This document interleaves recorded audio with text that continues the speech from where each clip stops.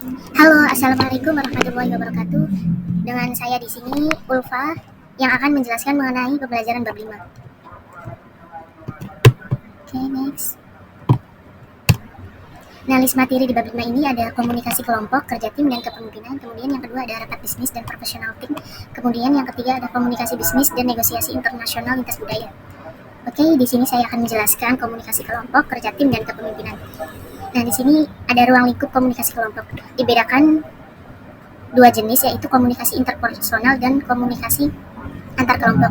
Nah, yang membedakannya di antara komunikasi tersebut ada personal, ini melakukan komunikasi dengan misalnya antara pedagang dengan konsumen. Yang mana komunikasi ini bertujuan untuk memperoleh profit yang maksimum dengan tujuan dari masing-masing individu yang melakukan komunikasi tersebut.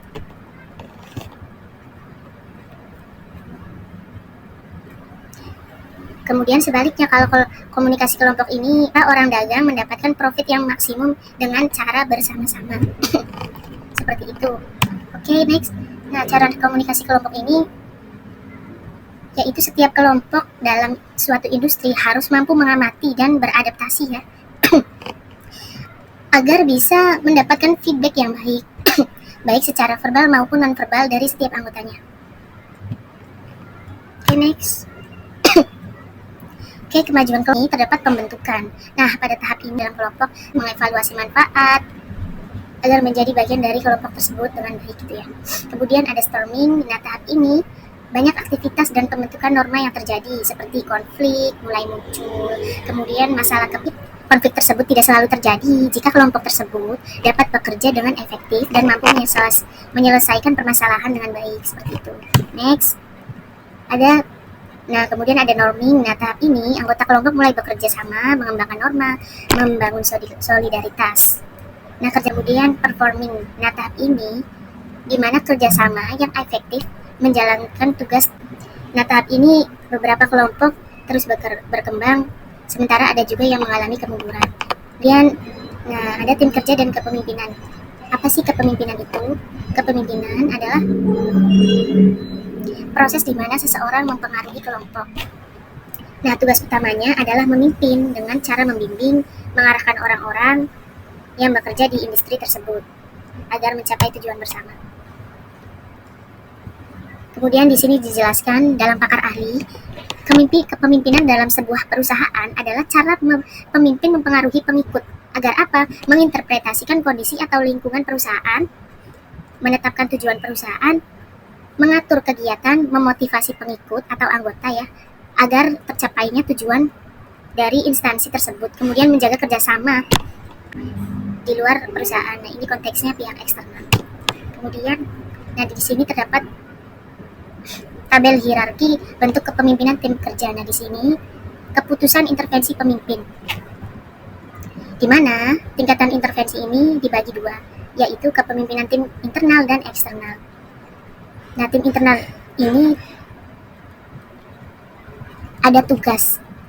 Nah, tugasnya apa saja? Yaitu tugas dari tim internal ini menjalankan kejelaskan tujuan, kemapanan struktur, pengambilan keputusan, pelatihan, dan penetapan standar. Nah, juga ada tugas relasional.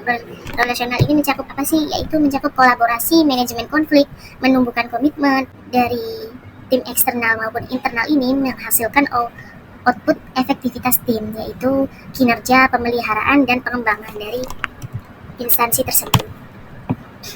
Kemudian ada fungsi atasan atau pimpinan. Nah, di sini ada 5. Yang pertama ya. Yang pertama ada sebagai penentu arah. Nah, setiap individu baik besar, menengah maupun kecil pasti didirikan untuk mencapai tujuan tertentu. Tujuan tersebut bisa bersifat jangka panjang, menengah, ataupun jangka pendek yang harus dicapai melalui kerjasama yang dipandu oleh seorang pemimpin. Membimbing dengan baik. Dengan kata lain, arah yang akan dicapai oleh industri harus ditetapkan sedemikian rupa sehingga memaksimalkan penggunaan semua sumber daya dan infrastruktur yang ada. Bahkan dalam ide-ide strategi yang disusun oleh manajemen industri itu ya. Kemudian ada sebagai juru bicara.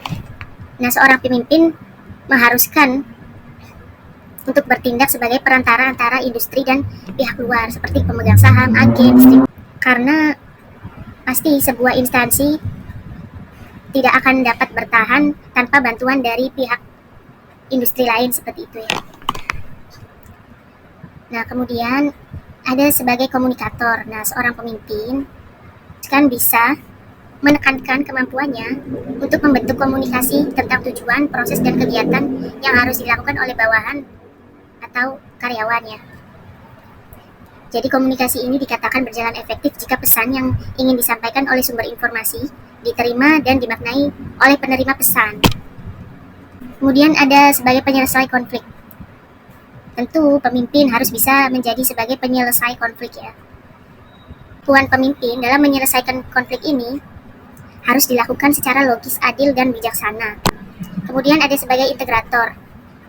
Nah, sebagai pemimpin harus mampu menjalankan pembagian tugas, alokasi sumber daya, anggaran, dan keahlian yang memerlukan spesialisasi pengetahuan dan keterampilan yang menimbulkan sikap, tindakan, dan kegiatan. Oleh karena itu, diperlukan integrator terutama pada tingkat atas dalam industri. Oke, next. Terima kasih. Saya mohon pamit undur diri. Kurang lebihnya mohon maaf. Wallahul muwaffiq ila aqwamit thoriq. Wassalamualaikum warahmatullahi wabarakatuh.